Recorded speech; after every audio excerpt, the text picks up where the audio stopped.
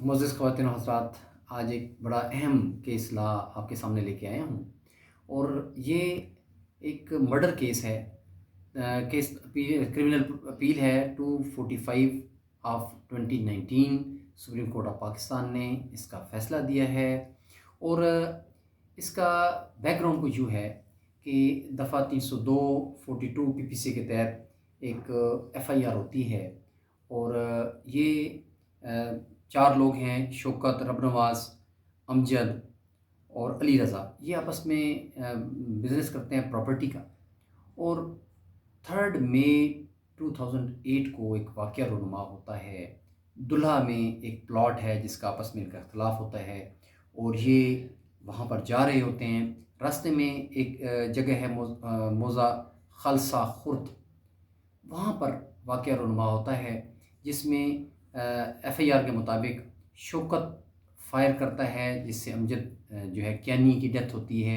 रबनवाज भी उसी के ऊपर फायर करता है जो उसके जो है एक बाजू पे लगता है और अल्टीमेटली उसकी डेथ होती है। अली रज़ा जो है वो गेंती से इसको मारता है। ट्रायल कोर्ट में जब ये किया जाता है तो ट्रायल कोर्ट दफ़ा 302 बी के तहत जो शौकत है उसको सज़ाए मौत का हुक्म करती है। बाकी बाकी जो मुलज़मान हैं उनको बरी कर दिया जाता है। जब हाई कोर्ट में अपील जाती है तो वहाँ पर ये ख्याल किया जाता है कि जो बेनिफिट ऑफ डाउट है वो दिया जाता है।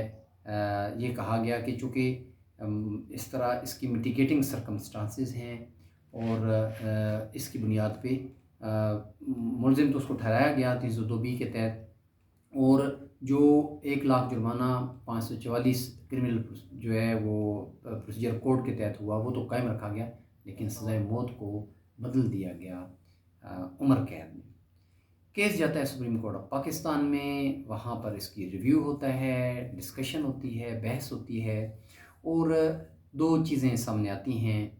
सुप्रीम कोर्ट ऑफ पाकिस्तान करार देती है कि चूँकि ये वाक़या 11:30 का है और जो रिपोर्टेड टाइम है, जो एफआईआर होती है वो 3:30 पे होती है। 4 घंटे का डिले, इसकी कोई समझ नहीं आती, जबकि पुलिस स्टेशन 20 किलोमीटर के फासले पर है। तो इससे ये ज़ाहिर होता है कि इन 4 घंटों में एफआईआर के लिए मशावरत हुई और लोगों को कि किसको शामिल किया जाए, किसको शामिल ना किया जाए।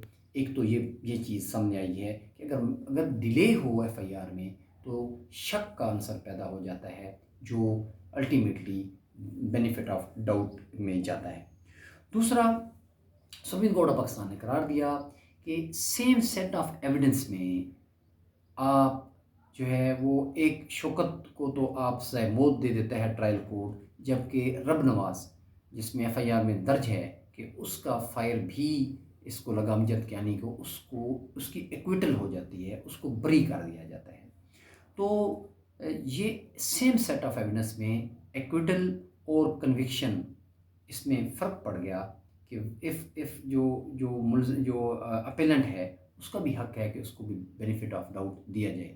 और सबसे इम्पॉर्टेंट बात कि जब क्राइम सीन रिकॉर्ड होता है तो वहाँ से 6 जो जो है बुलेट्स जो हैं वो बरामद होती हैं, जबकि जो प्रोसिक्यूशन का केस है उनके मुताबिक सिर्फ 2 फायर हुए जो अमजद कियानी को लगे।